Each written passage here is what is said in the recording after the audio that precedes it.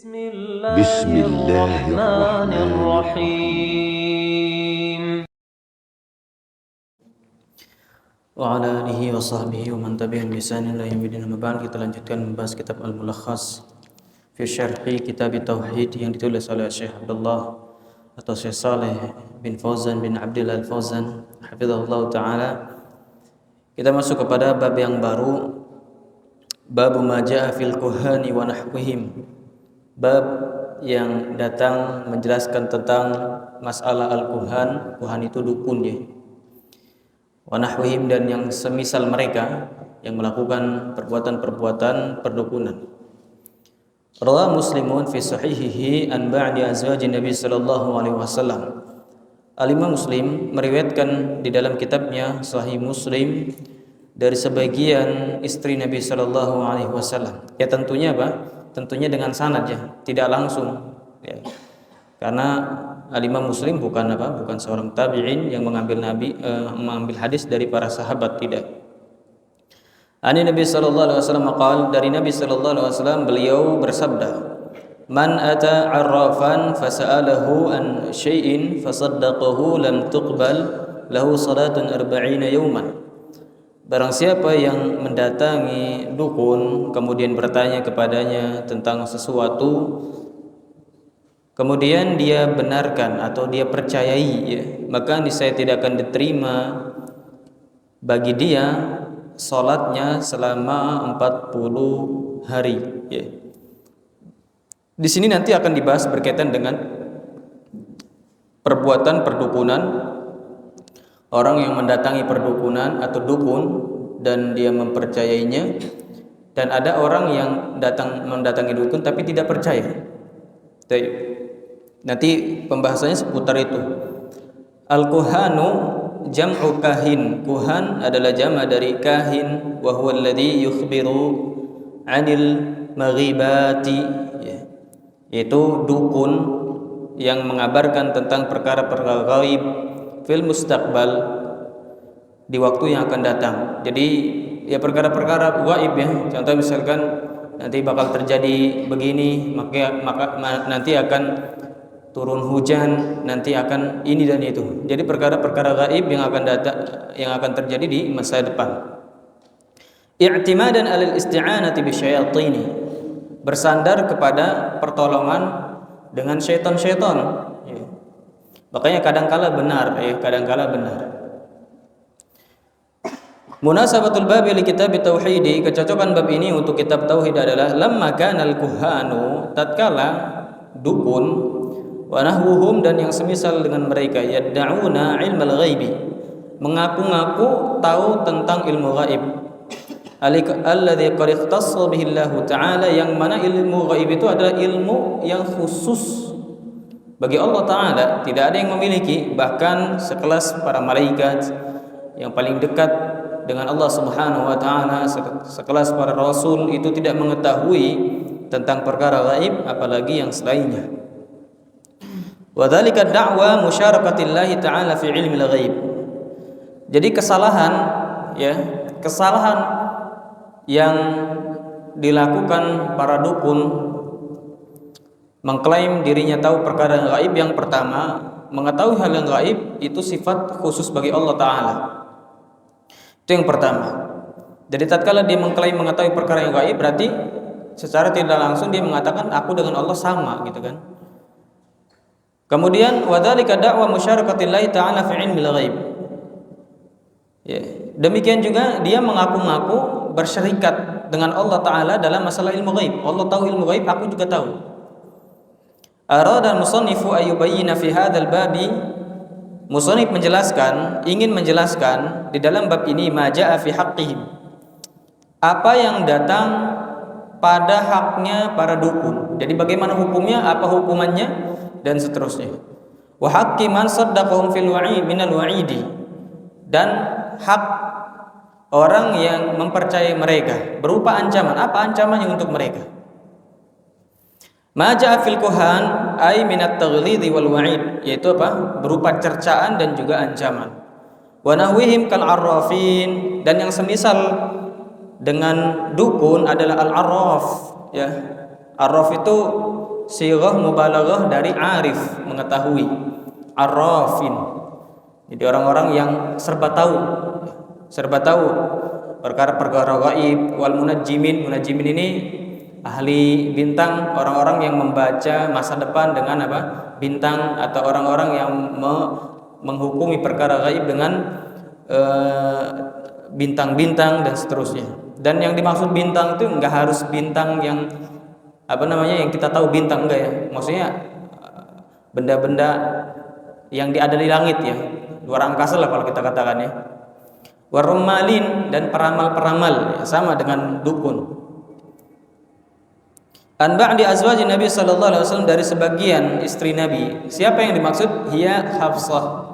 Yang dimaksud adalah Hafsah bintu Umar bin Al-Khattab radhiyallahu anhuma. Lam tuqbalahu salatun ay la thawaba lahu fiha. Jadi makna tidak diterima salatnya adalah tidak mendapatkan pahala ya, tidak mendapatkan pahala. Adapun untuk salatnya kalau dia muslim diterima. Maksudnya itu tetap menggugurkan kewajiban tapi tidak menghasilkan pahala ya. Selama 40 hari ya, selama 40 hari 40 malam. Al-ma'na al-ijmali lil hadis, makna secara global untuk hadis ini adalah yubayyinu sallallahu alaihi wasallam al-wa'id al-mutarattiba atau al-mutarattaba ala dhahabi ila al-kuhan.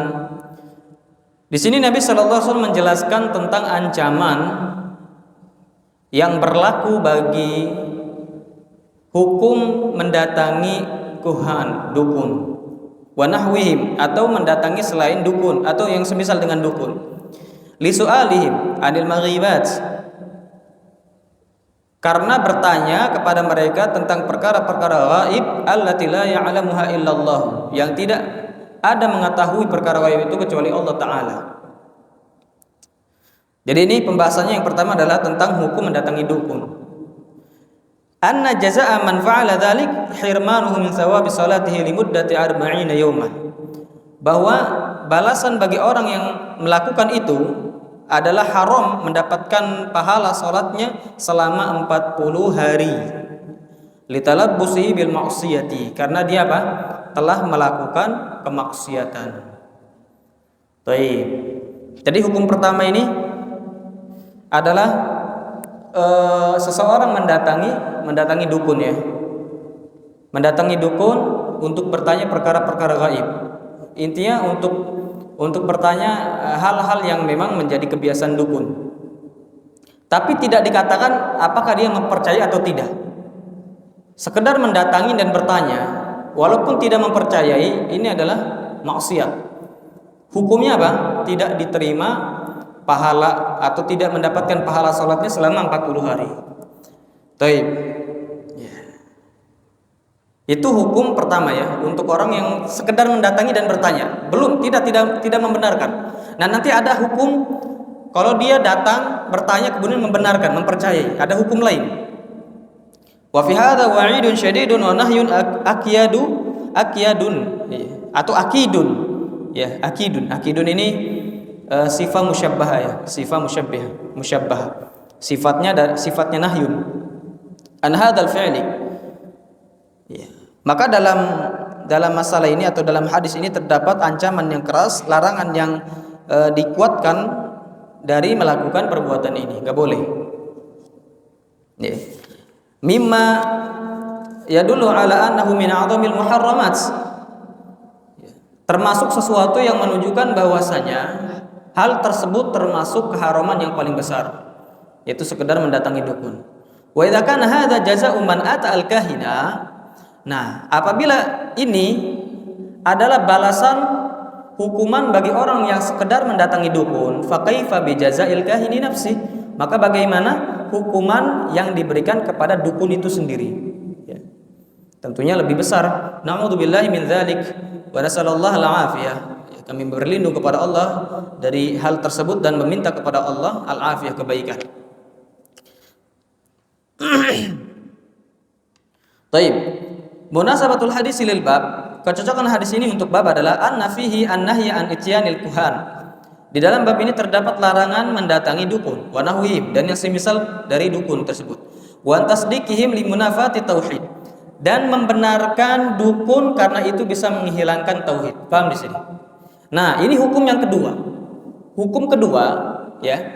Kalau orang mendatangi dukun, dia bertanya, kemudian dia percaya, dia benarkan, maka apa? Konsekuensinya kafir. Hilang tauhidnya. Apa alasan dikatakan kafir, hilang tauhidnya? Karena apa? Karena dia mengingkari dan tidak beriman terhadap ayat yang mengatakan alimul ghaibi wasyahadah. Apa ayatnya?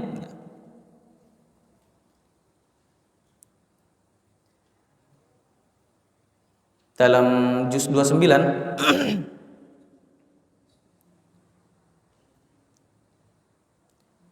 juz 29 surat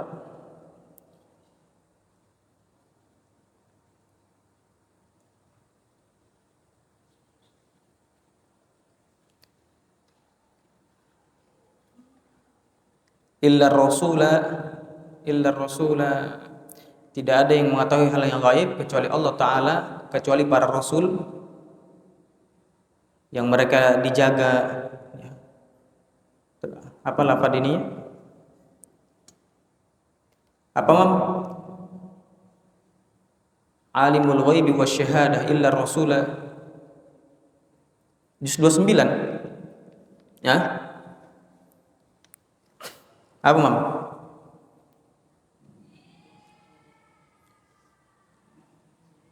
Juz 29.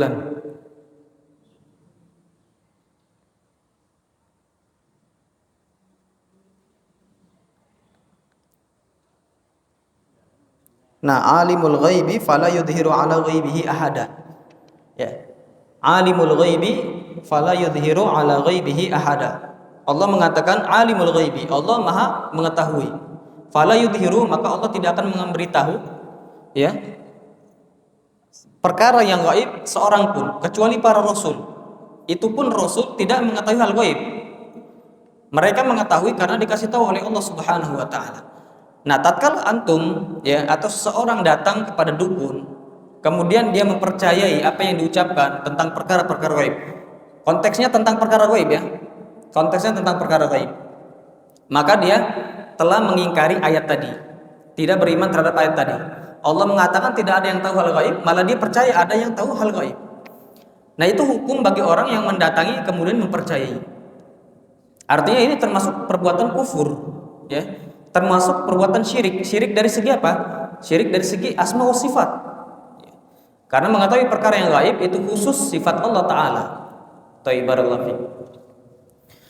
Ma yustafadu minal hadis, yang bisa diambil faidah dari hadis ini adalah al-ula, yang pertama, al-man'u minadz dhahabi ilal kuhan. Larangan, ya, datang kepada dukun. Wa su'alihim, dan bertanya kepada mereka, anil maghibat, tentang perkara-perkara gaib, wa tasdiqihim, dan mempercayainya, fi dzalik, dalam masalah gaib, ya, dalam masalah gaib. Beda kalau antum tanya, ya, antum tanya mam ke dukun misalkan, antum bilang, ya, antum nanya, Pak, udah bayar utang belum? Nah, ini beda, ya. Enggak, walaupun antum kata si dukunnya, sudah bayar utang, antum percaya, enggak ada masalah. Itu bukan perkara apa? Gaib, itu perkara dunia. Ini perkara apa? Bukan perkara gaib, ya. Pokoknya konteksnya adalah hal-hal yang memang itu menjadi sifat Allah. Di antaranya adalah perkara gaib. Kalau itu yang antum tanyakan. Jadi jangan sampai antum nggak boleh ini datang ke dukun dan bertanya. Akhirnya ada, mungkin di setiap kampung kan ada dukunnya kan. Pas dukunnya apa? Mau lagi lewat misalkan, lagi naik motor, antum mau nanya, nggak boleh lah. Nggak boleh nanya dukun kan, nggak boleh hukumnya. Beda. Apa yang ditanya? Yang ditanya ada perkara gaib. Tapi kalau ditanya, ya, perkara misalkan, Pak, apa kabarnya? Itu beda. Enggak termasuk apa? Perbuatan kufur. Makanya dibilang apa? Fi dzalik, dalam masalah perkara gaib tadi, ya. Wa anahu kufrun, dan itu perbuatan kufur. Baik. Atsaniyah, yang kedua, tahrimul kahana. Haram al-kahanati. Ritual perdukunan itu haram. Apapun bentuknya, ya, apapun bentuknya. Kan ada yang bentuknya pengobatan, ya enggak? Ada yang bentuknya, ya, ngasih tahu perkara-perkara gaib dan seterusnya. Wa annaha min akbaril kabairi, karena itu termasuk dosa yang paling besar, ya. Bahkan termasuk kesyirikan, kekufuran. Faidatun, ada faidah di sini. Man dhahaba ilal kuhani wa lam yusaddiqhum lam tuqbalahu salatun arba'ina yawman. Nah, barang siapa yang datang kepada dukun dan dia tidak mempercayainya, maka tidak akan diterima salatnya selama 40 hari. Kama jaa fi dzalikal haditsul akharu, sebagaimana telah datang dalam masalah ini hadis yang lain. Wa amma man saddaqahum, tapi kalau orang mempercayai apa yang diucapkan dukun, perkara-perkara gaib, ya, perkara-perkara gaib, bukan perkara yang selain perkara gaib atau selain perkara yang tidak ada unsur kesyirikan dan kekufuran, faqad kafara bima, ya, maka sungguh dia telah kufur bima unzila ala Muhammadin sallallahu alaihi wasallam, terhadap apa yang diturunkan kepada Nabi kita Muhammad sallallahu alaihi wasallam. Jadi di sini ada tiga ini, ya, tiga hukum. Hukum yang pertama, orang datang bertanya tentang hal gaib tapi tidak percaya. Ini saja sudah apa? Sudah tidak diberikan pahala salat dia selama 40 hari, ya. Artinya apa? Ini sekedar nanya, main-main mungkin kan? Ya, main-main aja dia datang. Ya. Karena itu termasuk apa? Maksiat, termasuk maksiat. Antum tidak percaya mungkin, tapi tatkala antum datang itu si dukun kan dia kan merasa, oh ternyata banyak orang percaya sama aku. Buktinya tadi datang, padahal antum nggak percaya kan gitu. Jadi membuat pede dukun, akhirnya apa? Terus dia melakukan ritual atau menjadi contoh yang lain, ya. Itu termasuk apa? Syirik kecil. Menjadi contoh yang lain sehingga yang lain melakukan apa yang dia lakukan. Kalau antum tidak percaya, bisa jadi yang mengikuti antum percaya kan gitu. Berarti antum menunjukkan kesyirikan, mengajarkan kesyirikan kepada orang lain. Yang kedua, datang bertanya tentang perkara gaib dan dia benarkan, dia percayai. Nah, ini kufur hukumnya, ya. Di kufur hukumnya kenapa? Karena dia mendustakan ayat-ayat Allah dan dia melakukan kesyirikan dalam bab asma wa sifat, karena itu sifat Allah, sedangkan dia berikan sifat Allah dengan yang selain Allah, itu makhluknya. Nah, yang ketiga, hukum dukun sendiri. Kalau hukum dukun sendiri, ya kita bisa bayangkan kan, kalau orang cuma bertanya sudah seperti itu hukumnya, apalagi dukunnya. Nah, ada hukum yang mana antum yang mungkin bisa menjadi wajib, ya, untuk mendatanginya. Kalau antum punya kedudukan, punya kekuatan, ya, antum datangi dukun untuk nutup ritualnya. Untuk antum yang memiliki kemampuan, maka wajib hukumnya. Kenapa? Karena itu termasuk amar ma'ruf nahi mungkar, ya, amar ma'ruf nahi mungkar. Contoh misalkan si imam ini camat gitu kan. Nah, ada dukun satu. Nah, camat yang punya kedudukan, dia punya apa? Datanglah dia ke dukun tadi. Bilang, kalau nggak mau berhenti, saya penjara kan gitu. Ya namanya dukun kan. Kerjanya sama setan. Takut pasti dia. Nggak bakal, karena mereka nggak bakal mikir ya udah penjara saja, saya bisa ngilang, nggak mungkin. Mereka kan dusta-dusta saja bilang, nah saya penjara, ya. Yang gitu kan. Kalau kita punya kekuatan, kemampuan, maka untuk dia ini, ya, wajib untuk amar ma'ruf nahi mungkar. Ya beda cerita kalau misalkan antum nggak punya kemampuan, ya, imam ini kan santri kan, santri Darul Hadis misalkan, ada dukun. Yang pertama, antum bukan orang daerah sini, ya, dan antum masih muda, kecil. Tiba-tiba antum datang, antum berkabrik rumah dukun, ya sudah. Yang ada mudarat yang timbul, dukunnya tetap eksis, ya nggak? Dan pengikut-pengikutnya nanti nyerang pondok. Nah, itu terjadi, ya. Ada kisahnya di sebagian pondok. Jadi santrinya ini memang santrinya kurang ini, ya, kurang sehat, agak kurang sehat lah, agak miring-miring sedikit lah. Nah, jadi ada kuburan yang memang dijadikan tempat, pokoknya dimuliakan lah, taruh sesajen, didatangi, diziarahi untuk minta segala macam talabus syafa'. Adanya kuburannya dibongkar, ya, kuburannya dibongkar sama santri tadi. Ya sudah, warga pun yang suka melakukan ritual tadi nyerang pondok, ya, nyerang pondok. Akhirnya nyerang pondok. Nah, yang ada jadi mudarat yang lebih besar ditimbulkan di situ, ya. Kira-kira setelah dibongkar, apakah warganya berhenti untuk melakukan ritual tadi? Enggak lah, dibenerin lagi, bagusin. Mungkin lebih bagus lagi akhirnya. Kan gitu, dibangun akhirnya. Ya. Jadi tujuan tadi nggak terhasilkan. Kalau tujuan nggak terhasilkan, ngapain? Yang ada pada mudorotnya saja, tujuannya tidak terhasilkan. Makanya kita butuh ya, amar ma'ruf nahi mungkar itu memang apa? Kita lihat maslahat mudorot. Kira-kira kalau kita lakukan ini ada maslahat enggak? Dan kira-kira dengan mudorotnya mana yang lebih besar? Ya. Tapi kalau misalkan kita lakukan, walaupun itu memang perbuatan baik, tapi tujuan kita tidak terpenuhi, maslahatnya nggak ada, yang ada murni mudorot saja. Dan ini nggak boleh. Ya. Jadi di sana ada 4 kondisi ya. Apa namanya? Yang pertama kan dosa besar, yang kedua, yang 2 dan 3 kufur, syirik, yang keempat ini bisa menjadi wajib. Ya, bisa menjadi wajib. Ya. Barakallahu fiik. Wa an Abi Hurairah Nabi sallallahu alaihi wasallam, dari Abu Hurairah dari Nabi sallallahu alaihi wasallam, beliau mengatakan, man ataka hidan fasaddaqahu bima yaqul.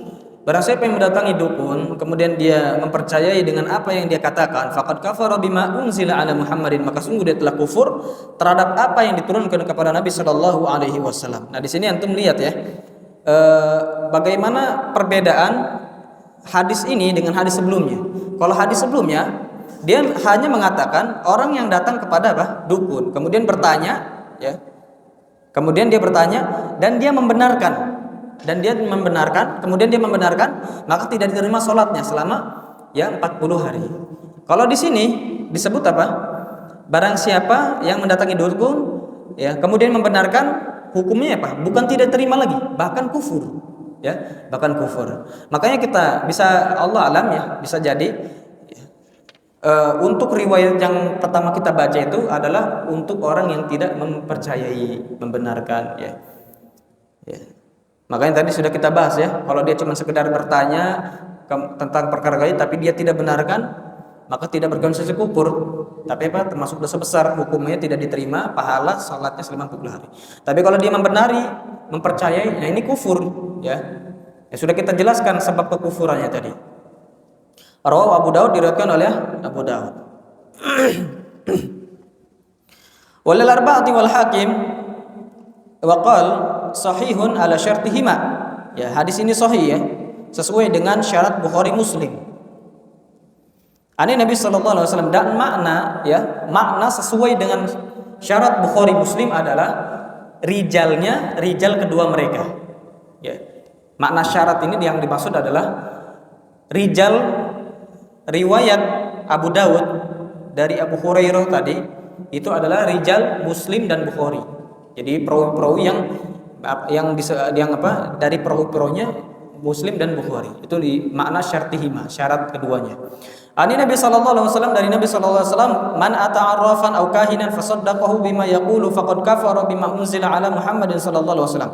Barang siapa yang mendatangi dukun atau sama ya, fasaddaqahu, kemudian dia benarkan bima yaqul, dengan apa yang dia katakan, maka sungguh dia telah kufur terhadap apa yang diturunkan kepada Nabi sallallahu alaihi wasallam. Wali Abi Ya'la, dan juga milik Abu Ya'la dengan sanad bisanadin jayyid, dengan sanad yang baik, an Ibnu Mas'udin mithluhu mauqufan, dari Abdullah bin Mas'ud mithluhu. Jadi semakna ya, isi dari barakallahu fikum matannya mauquf. Ya, mauquf itu berarti berhenti kepada sahabat ya. Kalau mauquf berhenti kepada sahabat. Kalau dikatakan mauquf secara mutlak tidak ada embel-embel, berarti yang diinginkan adalah ucapan sahabat atau apa yang disandarkan kepada sahabat. Tapi kalau mauquf ada embel-embelnya, contoh misalnya mauquf alal Hasan al-Basri.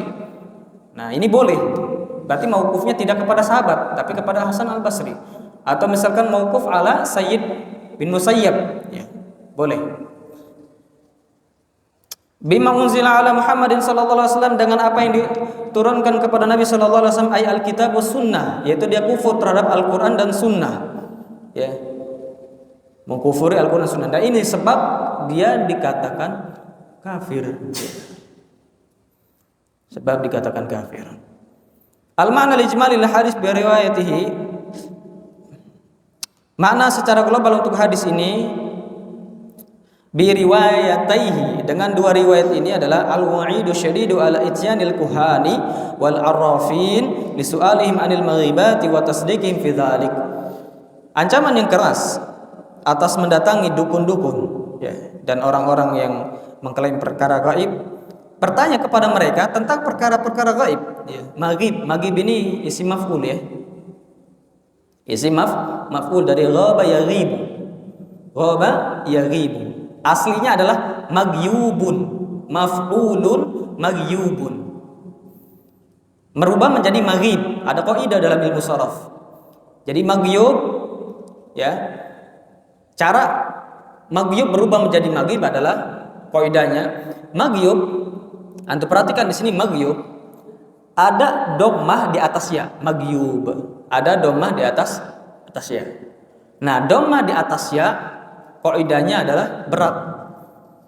Ad-dhammatu 'alal ya wal waw saqilun atau saqilah, berat. Kalau berat berarti harus dibuang. Harus dihilangkan. Ya. Kalau dihilangkan maka iltiqa sakinain antara ya dengan wa. Kan sama-sama sukun. Ya. Bahkan dengan ghain juga kan sukun juga.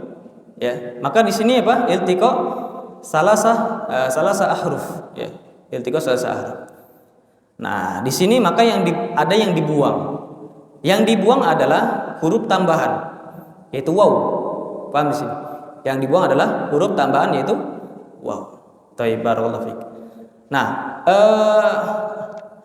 waw yang tadi, ya, waw yang tadi atau bukan waw, dhammah tadi yang dibuang, afwan ya, bukan dibuang tapi digeser. Dhammah yang maghyub tadi, dhammah di atas ya tadi bukan dibuang tapi digeser ke ghain.